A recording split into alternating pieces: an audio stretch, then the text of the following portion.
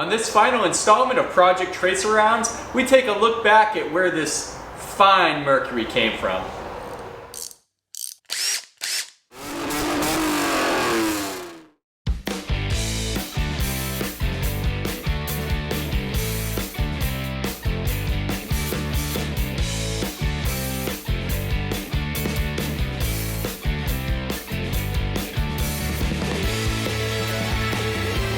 Welcome back to the Auto Obsessive Garage. Chadwick with you again for another installment of Project Trace Arounds. And this is actually the project finale.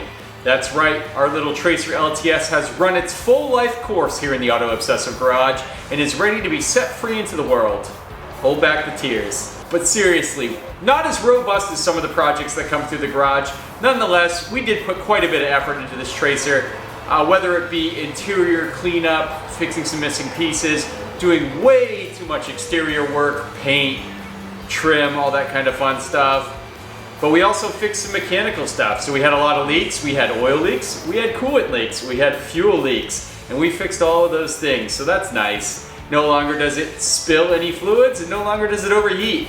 I like all those things. So let's take a look back and remember fondly Project Tracer Arounds, our 1994 Mercury Tracer LTS. An exceptionally rare machine. That was a pretty fun project.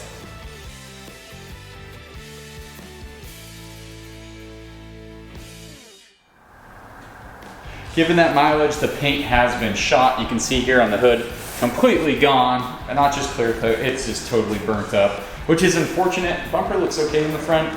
I don't want to respray the car, and the reason being is the cost of even a cheap respray, $2,000 or so, definitely gets the price range of this car out from where I want it to be. It won't make sense financially.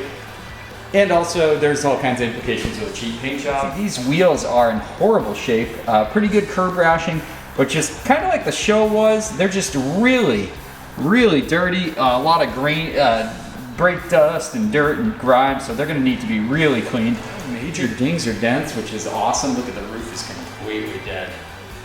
So we might do something to try to bring that back. You can see right here.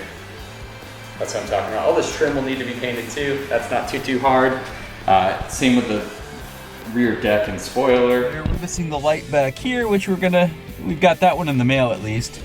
And the rest of the interior is okay. I mean, the seats and everything, the dash isn't cracked. So we're in a good spot overall in this car, but there is a lot of grime. I mean, the carpets are just, yep, you see that. You can see the dash trim is loose up here, and the reason being is because this vent was broken, so I did order that. So I'll be replacing that, and then we'll have at least a forehand, guys. It's a mess under here. So here we have it, our Ford dual overhead cam 16 valve. Just kidding, it's our Mazda BP. You can see BP right there under the spark plugs if it wasn't covered in oil. You get the idea. Lots of leaves, lots of crap to pick up. But overall, everything's here. It's fully stock. The oil cap probably needs to be replaced. Valve cover definitely needs to be replaced. And there's a cam angle sensor O-ring under here. You guys know the Miata tricks. If you know a Miata very well, you can work on this car very well. Shocking thing, but yeah, we got a lot of oil coming down the front there. So obviously you're doing valve cover gaskets. I don't like the looks of these plugs and plug wires. The plugs in here are Motorcraft, which is hilarious because this is not a Ford engine. So I think someone saw the Ford and said, oh, it deserves Ford spark plugs, but this is a Mazda engine. So I got the NGKs to go on there and the new plug wires.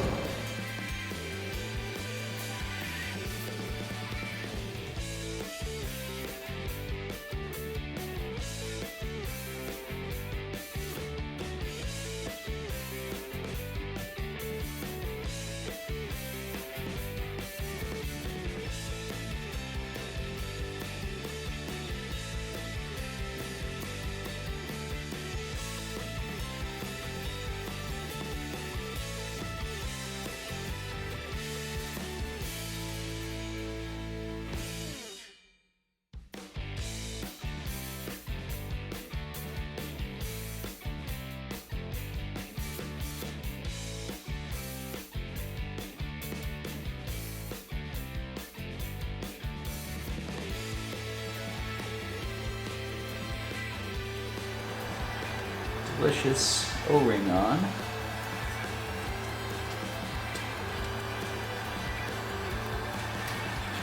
Be a nice tight fit and fit right in there like so. Perfect.